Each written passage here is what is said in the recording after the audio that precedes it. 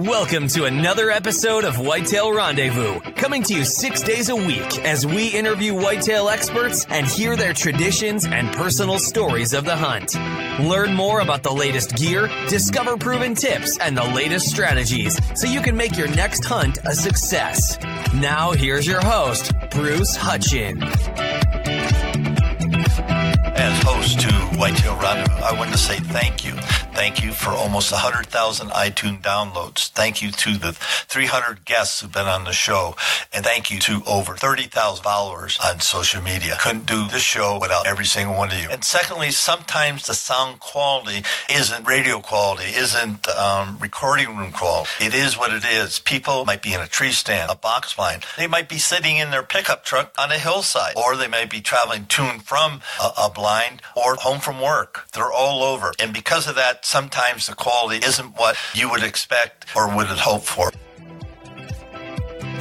This is Whitetail Rendezvous Podcast, episode number 308. Welcome to another episode of Whitetail Rendezvous. We're heading down to Sandridge, and we're going to talk with Joey Yusko. Joey Yusko is a team member for Keystone Wild Outdoors with Steve Rocco. And Joey shot his first deer with dogs. Down south, they run whitetails with dogs. And he just stayed with hunting, and he's become quite a bow hunter. And most important thing, he loves to share hunting with his family members. His goddaughter comes out with him. You're going to enjoy the show, folks. Hey, listeners, don't forget to text 33444 Food Plot for your free Food Plot ebook. Welcome to another episode of Whitetail Rendezvous. Folks, we're heading down to Sandridge, South Carolina, and we're going to meet up with Joey Yusko. Joey's field staff with Keystone Wild Outdoors. Joey, welcome to the show. Thank you, Bruce. I appreciate it. Thanks for having me. Hey, last week or so, I had Steve Rocco of Keystone Wild Outdoors, and he's graciously invited you to be on the show. So really what I want to talk about right off was your 2016 hunt. What happened? What'd you harvest? What'd you see? And why was it a good year for you? So far, I've got it's been a great year, for one, because Steve brought me on his crew, on the pro staff crew, and I'm actually self-filming for TV instead of self-filming for myself. I've harvested 2 whitetails that both videos will probably be shown on the show, which premieres December 31st at 8 o'clock on Dish Hunt Channel 266. It has just been one thing after another. I mean, I can't complain one bit. I have seen plenty of deer. I've got plenty of footage. I have just thoroughly enjoyed it. It has been the best as far as seasons go for me. Might not be numbers-wise, but... Well, tell me about one hunt that stands out. And by telling me, okay, how did you find the buck? Was it on your hit list? Those type of things. Let's talk about that one specific hunt and share with the listeners so they can get some tips and lessons learned and all that stuff.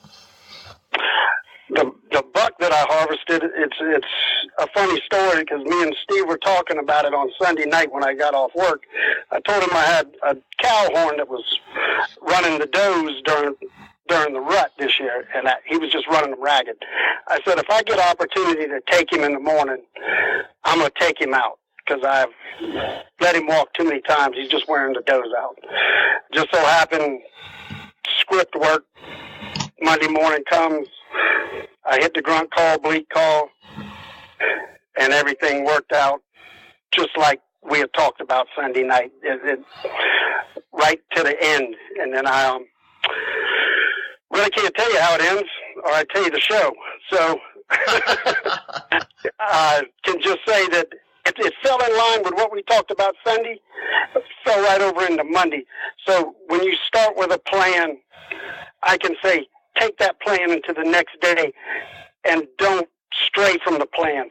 Anybody who hunts knows you always go, I'm going to go to this stand. And then you go, well, maybe I ought to go to this one. Don't ever do that. Go to your first choice.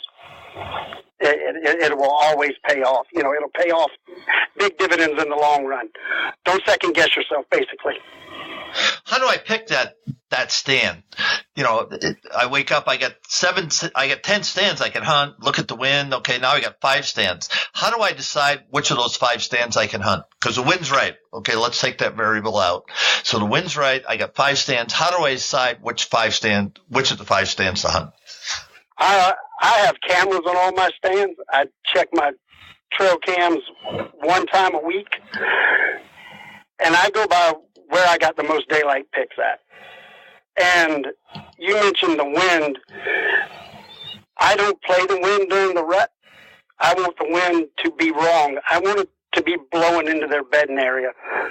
For the simple fact, the scent I'm using, I want it to blow into their noses. I want them to smell me. I don't want that scent to be blowing away from them where they don't know that, there's a doe and estrus over here.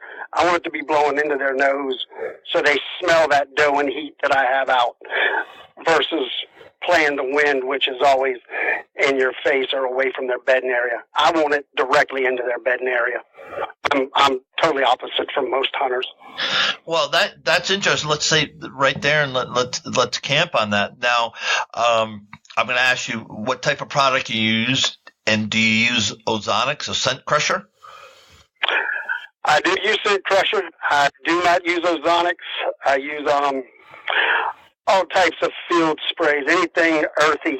I don't like something that I can't smell. If that makes sense. I like to smell like dirt. I like to be dirty. I guess you can say people call me a dirty boy. So I always smell like dirt from August 15th to January 1st. Okay, so that's a cover-up scent, right? So yes, sir. Your cover-up scent is dirt. Okay. Now, what about your doe and estrus? You said I want to dissipate that. I want to get if it could go 365 degrees around my stand, I'm all good with that. So let's talk about specifically what product do you use to do that, and how far away from the bedding areas from the areas you think that the deer are. Let's talk about that. I'm a bow hunter. I don't break out the rifle too much, so I'm usually around 100 yards from the bedding area. I don't want to be where I'm going in and blowing them out of there.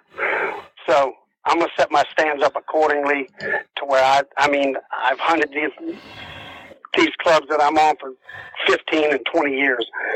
So you stick with a spot, you learn it. I use the Tinks aerosol, which is great for down here. It's got a good coverage range. The Bucknuts Deer Sense, who they sponsor us. I just started using a little bit of it. Don't really have enough information on it yet to go by, if that makes sense, because they just came on board. So, I can't really yes or not it. But I know Tinks Aerosol 69 is my number one doe and heat to use during the rut. There's hands down right now the best on the market to me. Okay, let's talk about application. So you get in the stand at dark 30, or are you coming in mid-morning? Talk to me about the rut. I'm specifically staying in the rut time. Tell me how you get into your stand, and then how you utilize that aerosol. Going into my stand during the rut, I don't like to get in there near as early as I do in the beginning of the year. I like to get in maybe 15 minutes before daylight, for the simple fact, when I put my product out, I don't want it to be lingering around for an hour or so before daylight. That way the deer come in, smell, they sense there's no doe running around there. They leave. They're smart enough to know that they're not going to come back. I like to go in 15 minutes before, put my product out. That gives me time to gather all my gear, get harnessed up when I get in my stand, pull my bow up, get everything right, give me a couple minutes to sit down, situate myself, and then it's game on after that. So what do you think the aerosol, how far does it go effectively? Have you ever measured that? No, sir. I know I've brought them from quite a ways. I mean, you're looking at 100 yards or so my stand is from the bedding area, so I know it works that far. And I also apply it to my feet about 100 yards before I get to my stand. And then that way, if one's crossing the tram road or the fire line that I'm on, he'll sense it and he'll work it, kind of use it like a drag rag per se. I was going to ask you, why don't you just do a drag from, once you get, close to your stand and just use a drag, right? Just put it on your feet.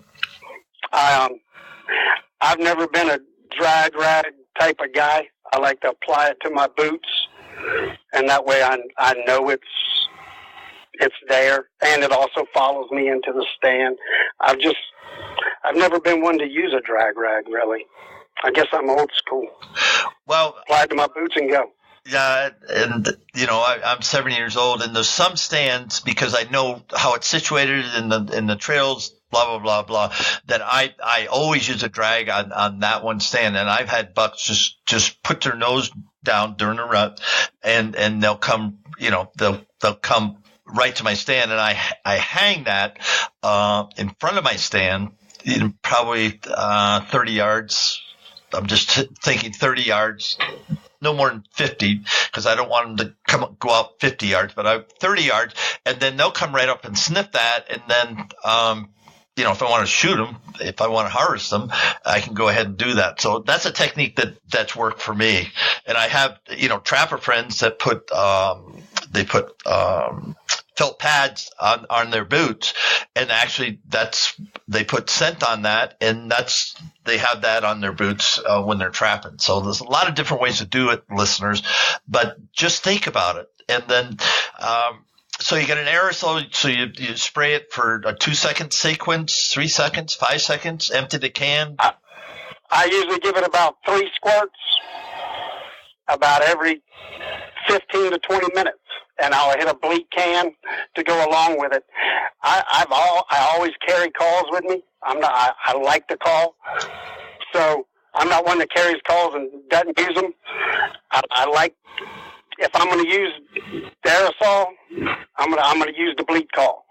That way it's hearing and smelling what he thinks is a doe in heat. And I am with you on the scent wick. I do use scent wicks. I don't use a drag rag. I like to set my scent wicks out at 25 yards. That gives me my 25-yard pin on my bow. I know anything inside that wick, that scent wick is 25 yards or closer. I shoot one pin. I shoot them at 25. I try not to go over that. So yes, I do use a scent wick, just not a drag rag. And thanks for that. When I think about the different ways, that everybody does it, and we all get in the habits. And what I want to share in the show is, hey, change it up, or if you're doing something that's working, email me and tell me. Say, while we're talking about that, Joey, how do somebody get a hold of you if they say, hey, I'd like to talk to you about aerosols? How can they get a hold of you? They can get a hold of me at my email at Joey Yusko at jwaluminum.com. They can message me on Facebook, and they can get in touch with me on Instagram also, which is 3 easy ways, especially Facebook. Facebook is usually our focal point that we use, for the show, and most people go to Facebook all day long, whether they're at work on their computer or on their phones, Facebook. So that'd probably be the easiest. Just message me on Facebook. And your name on Facebook? Joey Yusko. Okay, and how about Keystone Wild Outdoors? Do they have a page that you can post there too? We have our own page, but we do have a page that you can go like, and you can comment under it and ask questions. You can go to our www.keystonewildoutdoors.com on the internet and check us out. And I believe there's a place for comments there or questions, where we could answer them. Okay, how about your Instagram account? What's that account name? Same, Joey Yusko. I don't use anything other than myself. That way it's easier for people to say, hey, that was Joey Yusko, and go there instead of some name I made up. Sounds good. Hey, in the warm-up, we talked about what how you're helping kids, how you've helped kids in the past. And so let's share with the listeners why that's really important to pass it on. Well, it's important to pass it on to your children because my dad passed it on to me. At 5, he started me out. I started out dog hunting, which a lot of people up north don't understand it, but in the low country of South Carolina, the woods are so thick, you almost have to have dogs. It's a whole different type of hunting than your wide open northern woods out in the Midwest where you can see for hundreds of yards. And to get them in the woods and just get them feeling around.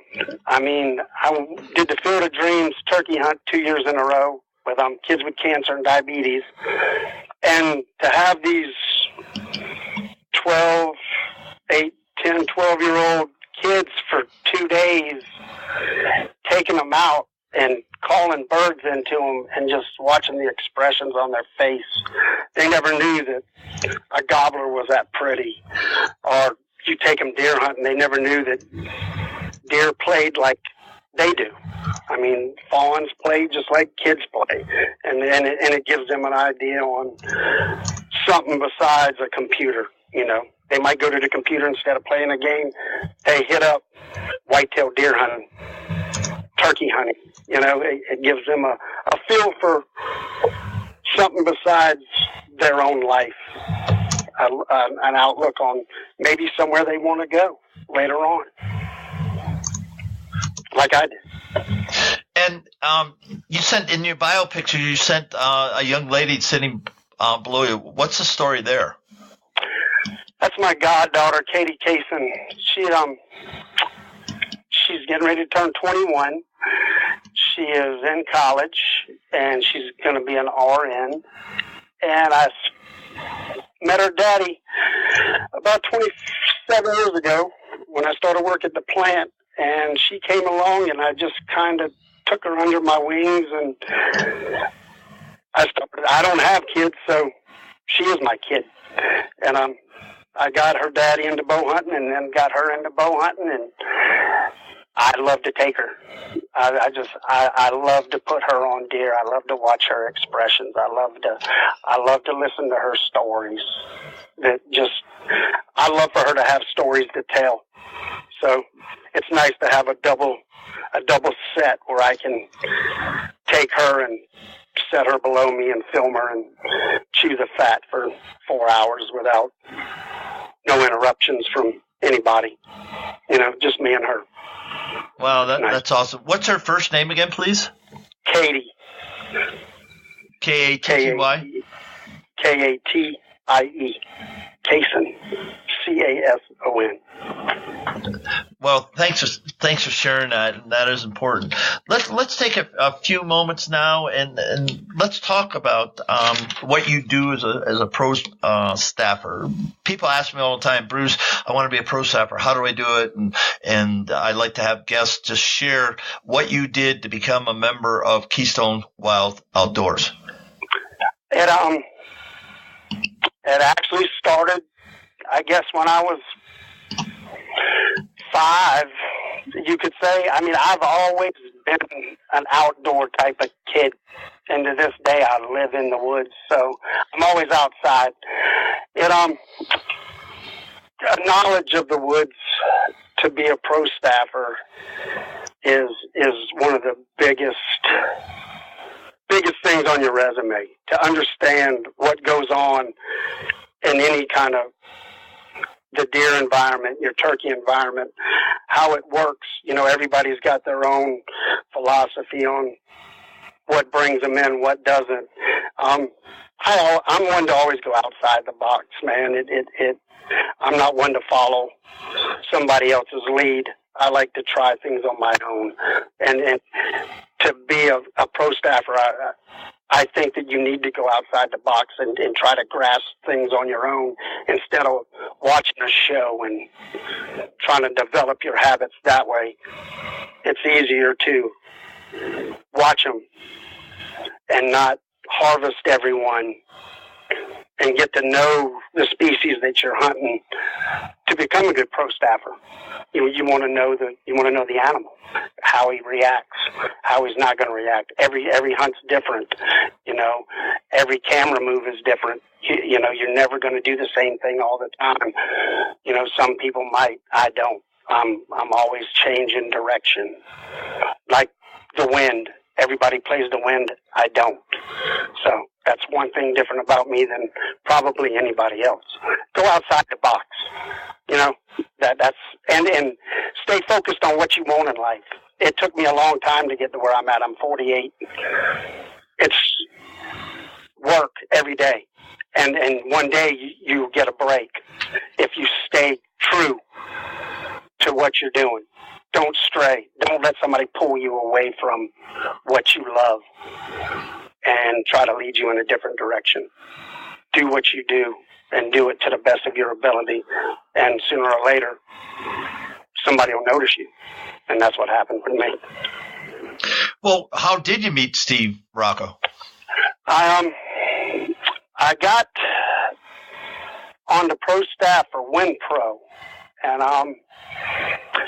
word of mouth, basically, it took off from there. And I was also on the pro staff for Mill Creek Valley Game Calls, who is one of our sponsors on the show.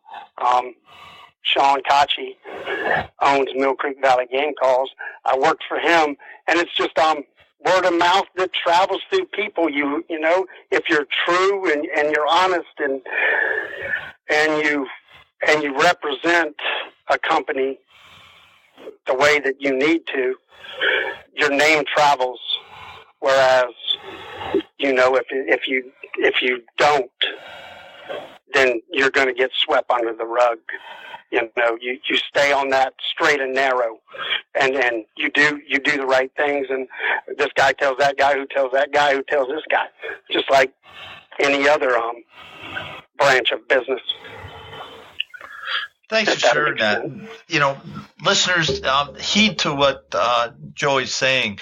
One, know your craft. Two, do it to the best of your abilities. Nothing's perfect out there, but do it to the best of abilities. And then don't push it. Just let it come to you. And as he said, word of mouth got around, and there he is, and doing something that he loves. And let's go back to your passion. Bow hunting is my passion when it comes to whitetails. That's what you get in your bio. And when we were in the warm up, you said, I'm a deer hunter, not a deer killer. What does that mean to you? It means that I'm letting basically everything walk. I mean, I learn from each hunt, and to learn from each hunt, I have to let them walk. Because if I don't let them walk, I don't learn from them. If I take them right off the bat, I have learned nothing. I've learned they came in, I harvested that animal, and it's over. By letting them roam, do their thing around me, I also learn what cover scents work, what deer scents work as far as estrus. Your buck in rut, it scents. You learn from the animal, whereas if you harvest everything, you learn nothing. Watch how they react to your scents. Some will come in, and the scent will blow them out of there. You won't even have time to react, and you'll go, maybe I don't need to use that one. Or people don't take that into consideration. Everything I put out, I'm watching. I've used scents. I used it the other day. I'm not going to say any names, but I used it for the first time, and it blew the deer out of there. So I know that I'm not putting that scent out anymore. It's trash. I like to try my scents around my house. I live in the woods. I got deer in my yard. If it works here, I apply it to my field craft, if that makes sense. I guess you could say I got some guinea pigs around my house that I like to use stuff on. Sure, why not? Why not? You can feel the intensity. Some people say, let them walk and let them grow, what you do, but it's even more than that. You're talking about, okay, I'm in a lab. When I'm in my tree stand, I'm in a lab and I'm watching these deer and I'm perfecting my craft by having the deer teach me when I screw up and when I don't screw up. When a deer's 20 yards from your tree stand with a broadside shot, you're pretty much done if you want to be. Exactly. Anything inside that 25-yard range, Bruce, I say that I've won. I've won that battle. I don't need to harvest him or her unless I want to. And about everybody's about horns. I'm not. It was like about the cow horn that I shot. If you watch your animals enough, I knew he was a doe runner. It's not good to have a doe runner that just runs your does completely out of the country every time that he's in there, because then your big bucks aren't going to come in there, because he's done ran them till they're just, they're done. They're going to lay up. They're going to bed. They're tired. So, no, that's where learning takes place. No, you got to take that cow horn out versus that nice 8-point, because he's going to run all your does out the country. Does that make sense? That's where the learning to me comes in. I knew I had to take him out for a reason. So you're selecting on your hit list, it might be, in some places they call them cullbucks, but in this case, the behavior that one deer is detrimental to the balance of your herd. So then even if Mr. Wonderful walks near your tree, you're still going to take that, as you said, cow horn buck out, correct? Yes, sir. Yes, sir, versus an 8-point, yes. I mean, granted, if the 8-point came in, I would definitely, if he was on my hit list, I would, harvest him. But knowing that cow horn and watching him for 3 weeks, and then me talking to Steve the night before, and it all playing out like it did, yeah, he gave me the opportunity again, and I took it. And now the does have calmed down. I'm getting pictures of nicer bucks because the does they're rested. They're not getting ran every single day by this one immature unit. How old was that buck that you wanted to get out of the herd? A year and a half. Wow, and he was that aggressive, sexually active. That active. I mean,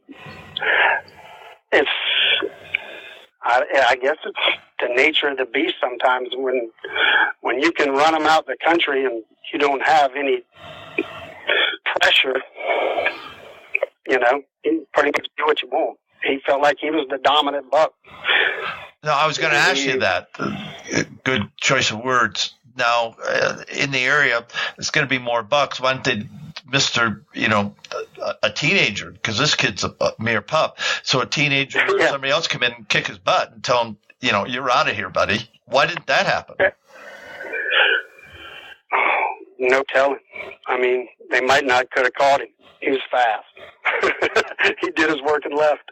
But that's where paying attention to your herd makes me take him out.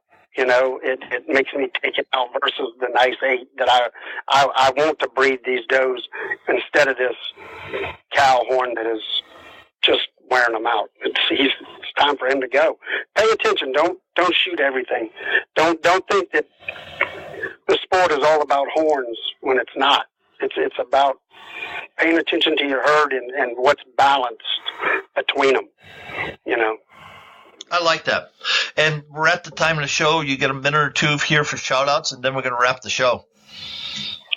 I would just like to thank Steve Rocco, Muddy Outdoors, Remington Scents, all our sponsors for what they do for us. For the people out there that keep track of me day in and day out on Facebook and Instagram that are following me and if I miss a spot of face paint, they comment on it. It's them kind of people that make us. They're waiting for that next day to come around. The fans, I guess, the people that want to know more, the people that message me and ask questions. I love it. I like to answer questions. I'm not a professional, but I do have some answers. I've been doing it all my life. So thank you to everybody out there, everybody that follows us, that helps us, that supports us. Thank you. On behalf of Whitetail Rendezvous across North America, Joey Yusko, thank you for being a great guest on the show and giving some insight that maybe our listeners haven't thought about. So Merry Christmas to you and your family, and can't wait to talk to you in 6 months or so. Thank you, Bruce. I appreciate you having me. Ho, ho, ho. Hey, we're heading out to north central Pennsylvania. We're going to meet up with Matthew Rankin. Matthew's involved in a lot of outdoor industries, and he's host of Tack Driver TV. Plus, he's got a great story about the unicorn buck. You're not going to want to miss the show, folks. Thanks for joining us. Be sure to tune in tomorrow for another episode of Whitetail Rendezvous, where you can listen and learn from the experts so you can be more successful on your next hunt. Until next time, listen, learn, and succeed.